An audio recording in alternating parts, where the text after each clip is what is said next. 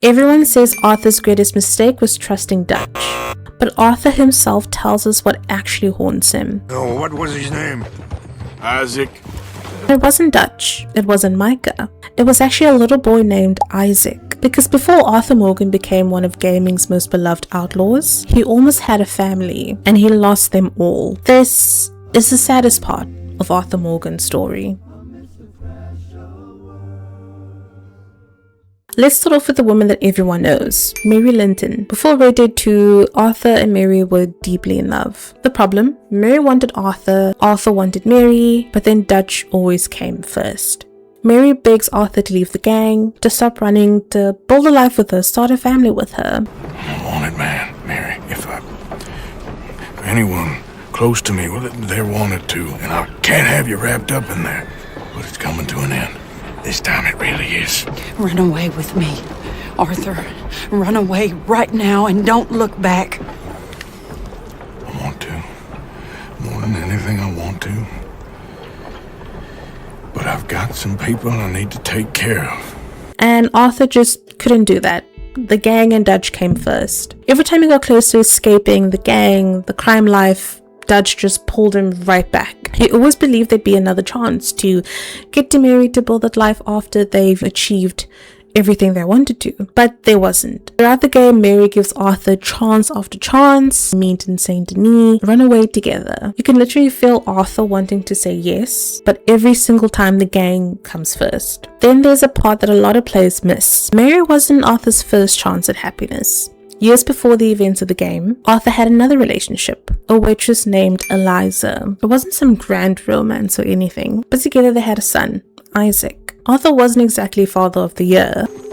When she got pregnant, she knew who I was, what my life was.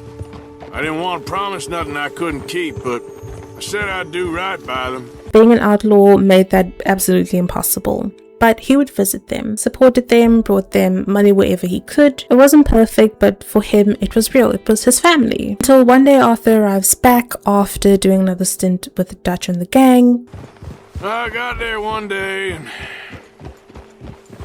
saw 2 crosses outside. I knew right away. And only to find 2 graves waiting for him. A robber had murdered Eliza and Isaac for barely $10. Think about that. Arthur didn't lose his family in some legendary gang fight.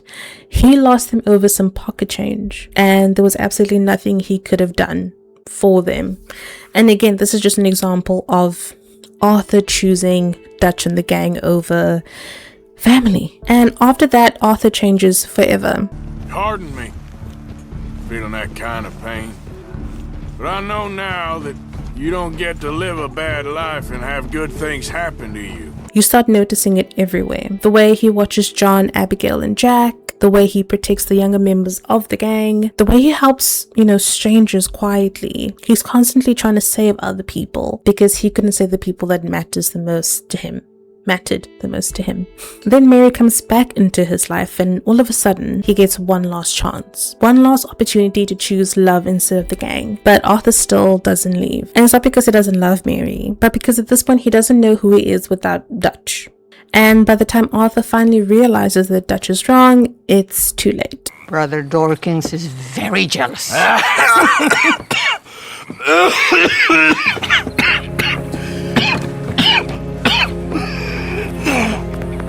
What's wrong?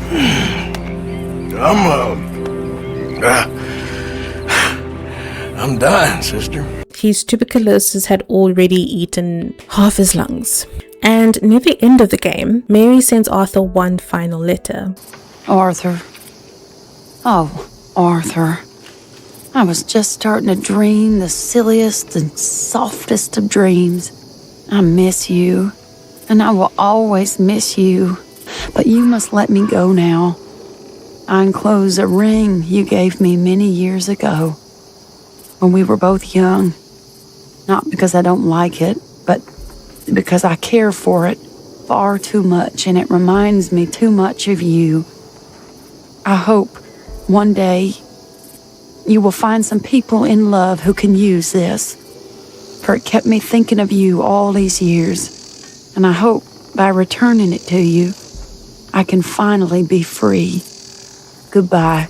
She tells him goodbye. She tells him she loves him, but she can't keep waiting for a man whose life belongs to a life that will never let him go. And honestly, I think that's also a moment where Arthur stops fighting. Not his fight with Micah or when he gets sick or when Dutch abandons him, but he stops fighting because he realizes that Mary was right all along.